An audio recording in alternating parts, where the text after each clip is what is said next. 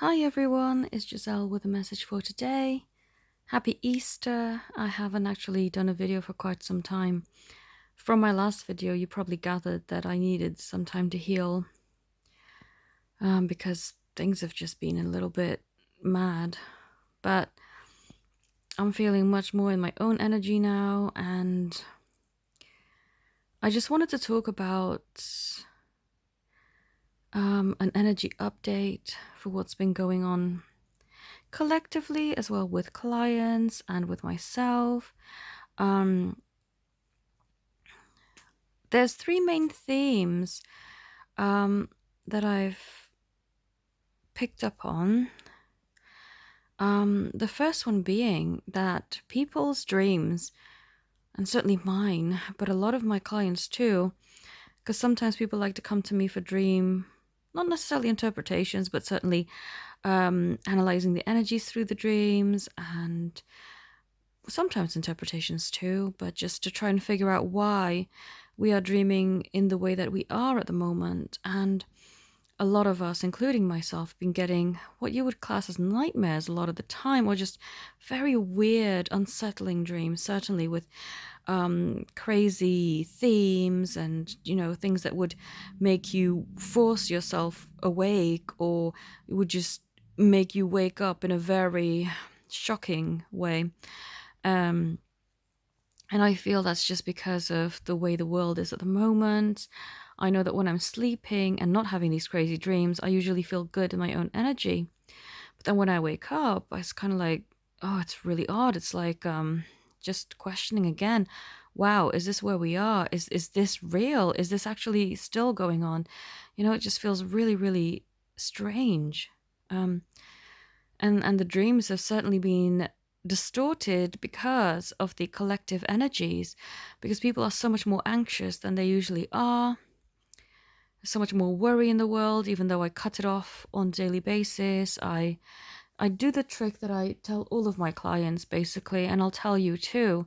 When you feel that an energy is not yours and you want to cut it off, firstly, it's good to be consciously aware that it's not your energy and that you want to get rid of it.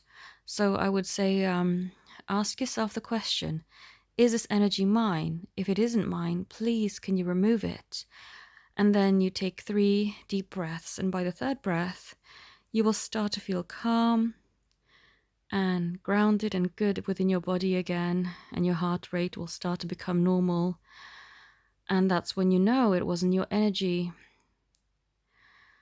But you might have to practice doing that, for quite some time, because it is just a very persistent thing, especially these days.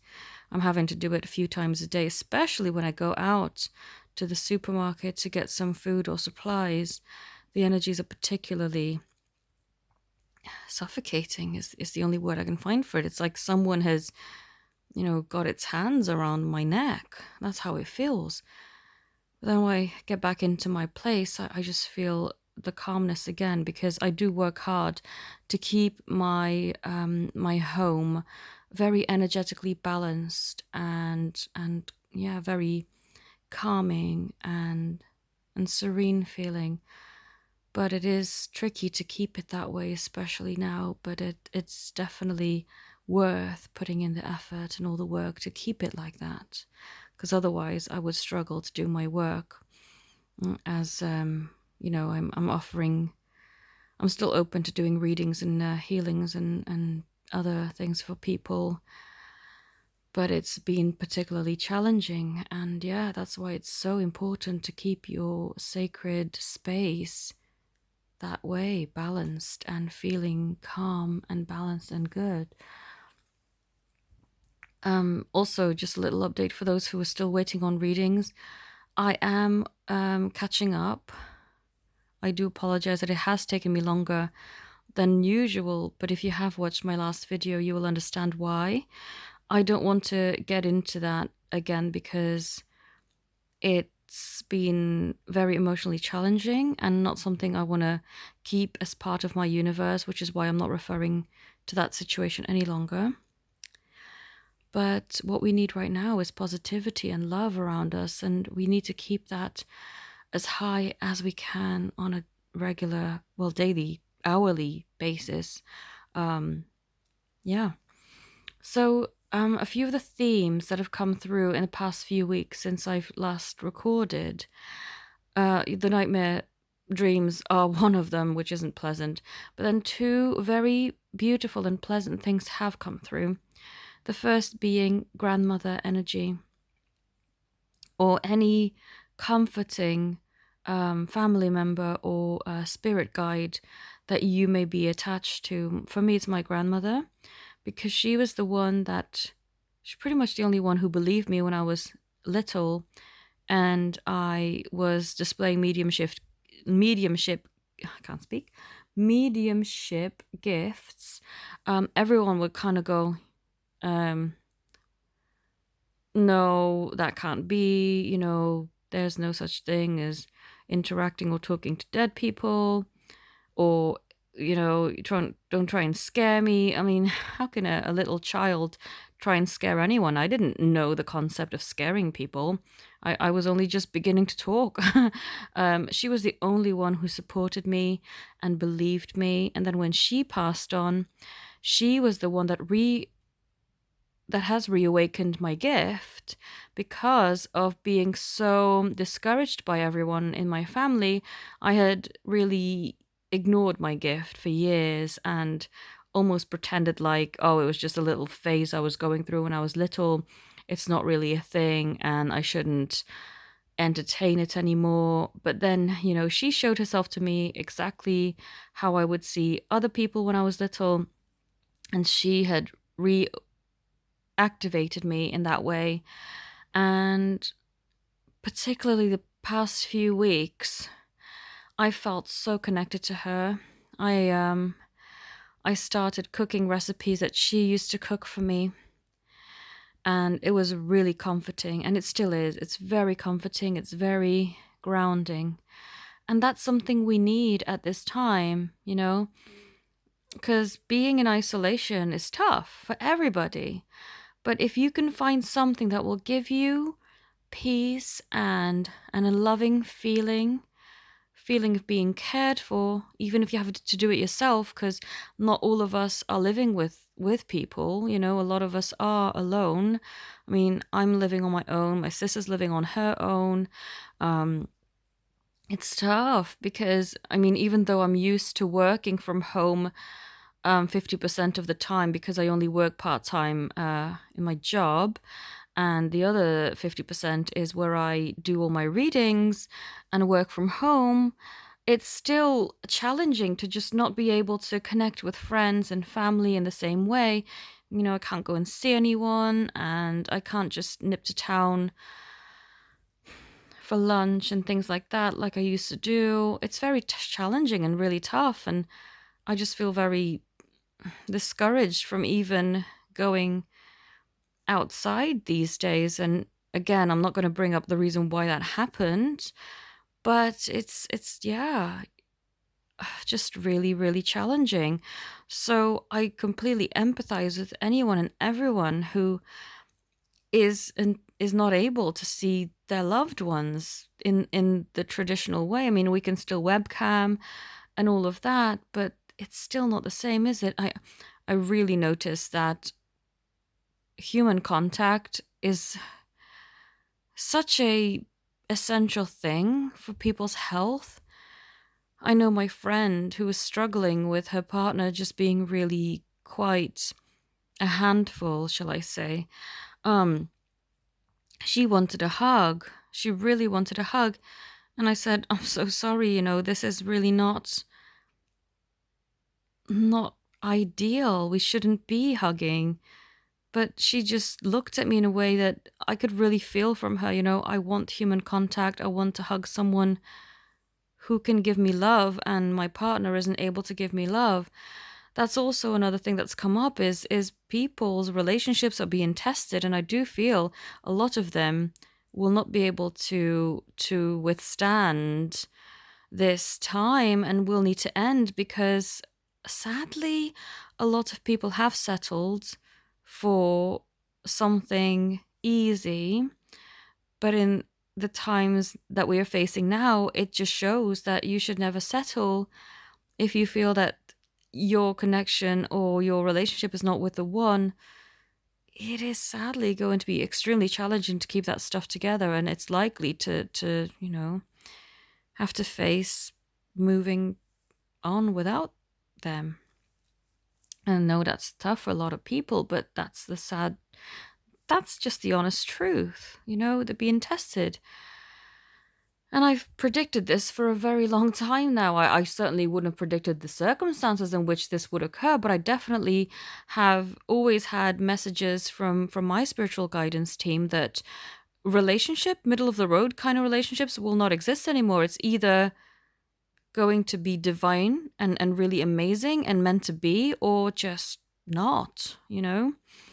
So, yeah, going back to the grandmother energy, it was just so good to feel her in spirit, to just cook with her and just be with her and feel her love and motherly energies, very warm and caring. And it was really, really, really good.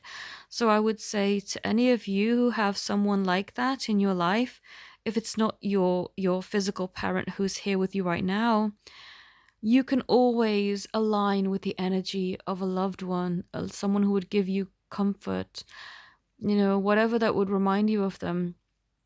I know for me and my grandmother, cooking and singing was always very important to have that link. And when I would, want to connect with her energy, I would just look at photos of us and I would cook the things that she cooks for me and sing the songs that we would sing together. And one thing, and that's the next thing I want to bring up with this energy update, is inner child healing. That also came up with the help of my grandmother. I was able to really tune in to what I needed to heal from childhood. And through that, and for which I'm very grateful, I've also started to do that for clients who want that done as well.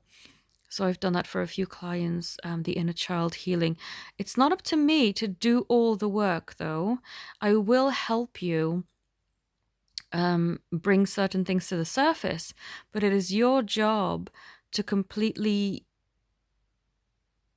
immerse yourself in that energy. Yes, it's painful. It is so painful because I've done it myself, but it's so worth bringing up to the surface to release and heal and let go of. And she really helped me to do that. These are a few tips that if you want help on how you can facilitate your inner child healing, I would cook the meals that she would cook for me when I was little, and I would close my eyes as I was eating the food, and the flavors would be so, how scents and taste, things like that, it can really take you back to a specific moment in time. That's what it did for me. It's like I went into a time capsule and traveled to the time of my childhood where I would be able to remember certain memories. And they weren't even that memorable. Like, some of them were quite simple or mundane. But then I would think, I felt really hurt at that time. Why did I feel hurt? It took me back to that initial memory of feeling hurt, and then I would have to go a bit deeper. So I would eat some more of the food, sit there with my eyes closed, really just meditate on just tasting the food, going back to my childhood, deeper down. And then I would come across an earlier memory where I felt exactly the same way. And I would understand, because I would go in to meditation and then ask my inner child, why were you feeling angry and hurt? Why were you feeling the need to throw a temper tantrum? Well, when I didn't, I just kept it in. But deep down, I was so angry. And I just couldn't understand. And she said to me, my inner child said, I don't know why I felt like that. I don't know, but it must be something that just triggered this feeling. I have to go deeper again. And I finally got to the root cause. And I kind of used the food as a kind of a hypnotic way of taking me back there. and I understood what it was. And I was finally able to understand my inner child and bring those things up to the surface that hurt her and heal them and reassure her that now everything's okay. We don't need to hold on to this anymore. We can let this go. We can release it. We don't need to take this into our future, and we certainly don't want to take this in to our divinely guided relationship. So it was good to finally be free of that. And so this time can really be used to facilitate that kind of healing. I know many people are looking within more, and this time is really helping us to focus on ourselves. And this is all so that we can be reborn. And when all of this is done, when we are able to live our lives again in a more recognizable way, a bit more back to normality, we will not be taking it for granted, and we will certainly be able to live in a freer, much more beautiful way, because we've managed to release this heaviness, this baggage that we've carried since childhood. So I would say, if you can, do some inner child healing during this time. I didn't realize how such an issue was something that I was carrying still, because it wasn't that traumatizing or that significant. We always think that events from childhood that affect our adult life should be super traumatizing or really shocking or something. But it can be something as simple as just feeling unheard or unseen or misunderstood or not very important, just being ignored. Something as simple as that. You think, well, that's not super traumatic. They're just not paying attention to you. But it can leave very deep wounds that you can carry into relationships, and then you will attract people that do the same, that don't really hear you, that don't really understand you, that don't want to make the effort, that become or are emotionally unavailable. Now's a time to truly let go of that, so that we don't carry that in and we don't attract people like that anymore. And if our divine person has been like that, through releasing our wounds, they can release that aspect of them. So I hope that this kind of helps you during this time to try and focus in on these important ways of healing. Inner child needs to be feeling good and happy and understood and accepted. And that's something very important that you can work on. Also, if you haven't seen on my community page, I've extended my sale all the way through this month of April. If you'd like to book anything, just let me know. I do healings, readings, channeled messages, coaching sessions, question bundles. If you don't want an actual healing all in one go, you can text me questions as and when they come up. All the details of these services are in the description, and if you wanted further explanations, they are explained on my website. But I thank you all so very much for watching. Have a beautiful day. Namaste.